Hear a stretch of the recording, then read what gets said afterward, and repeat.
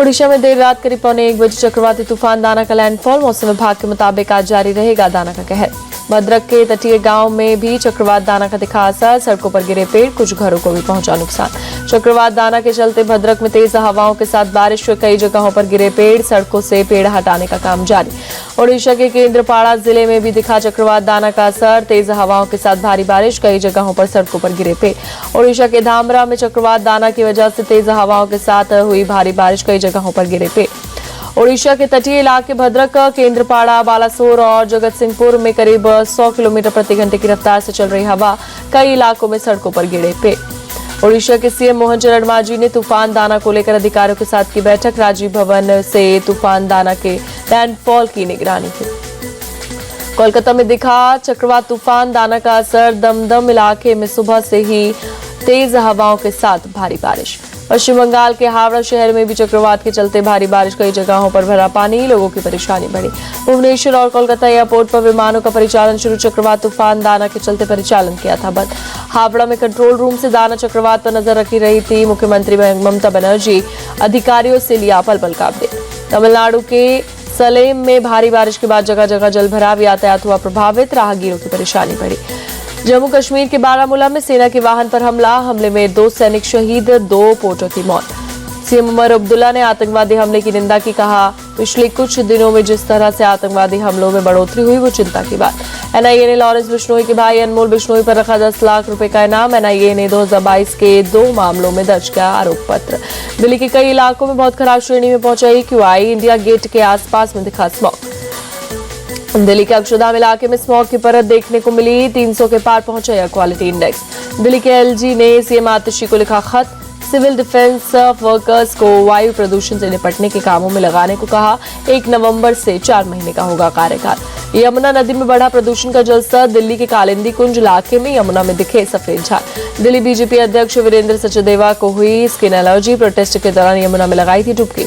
NCP Ajit Pawar गुट में शामिल हुए। बाबा सिद्दीकी के बेटे जीशान सिद्दीकी। मुंबई में अजित पवार की मौजूदगी मिली सदस्यता।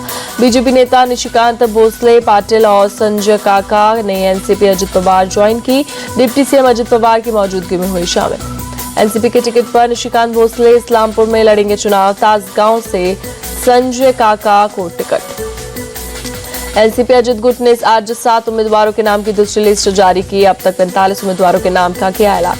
महाराष्ट्र विधानसभा चुनाव के लिए महायुति में करीब सभी सीट पर बनी सहमति। 278 सीट पर उम्मीदवार हुए तय, सिर्फ 10 सीट पर फैसला होना बाकी।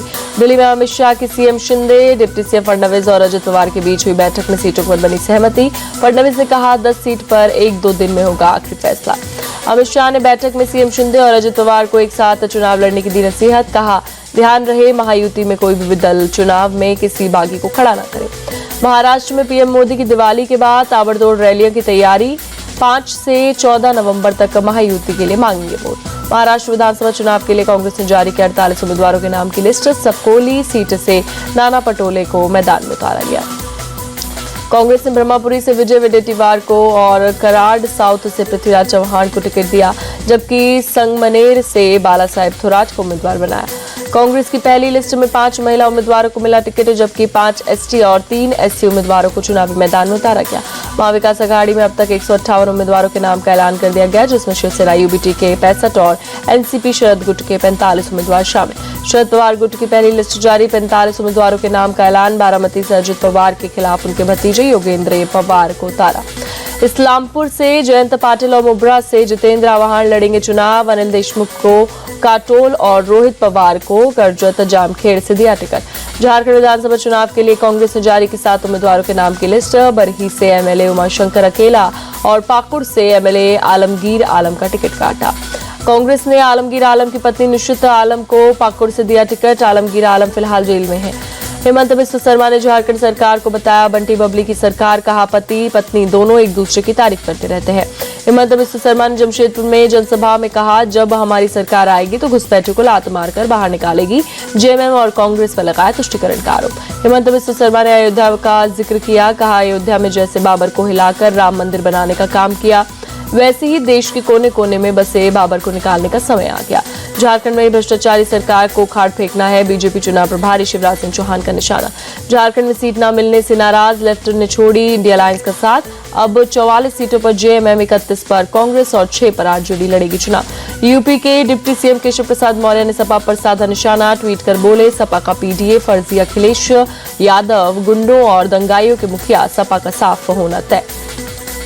कर्नाटक के शिवमोगा में एक ट्रैफिक कांस्टेबल को कार के बोनट पर घसीटा गया। पूरी घटना एक राहगीर के मोबाइल में हुई रिकॉर्ड। पुलिस ने मामले में केस दर्ज किया। आरोपी की हुई पहचान जल्द पकड़ने का किया जा रहा दावा। उत्तराखंड के उत्तरकाशी में मस्जिद हटाने को लेकर विवाद। हिंदू संगठन के लोगों और पुलिस के बीच हुई धक्का मुक्की। हिंदू संगठनों के ऐलान पर उत्तरकाशी में बाजार रहे बंद। मस्जिद को लेकर आरटीआई से मिली जानकारी और प्रशासन की तरफ से दी गई जानकारी में अंतर। तिरुपति बालाजी पहुंचे केंद्रीय मंत्री राम मोहन नायडू। भगवान वेंकटेश्वर के दर्शन कर लिया आशीर्वाद।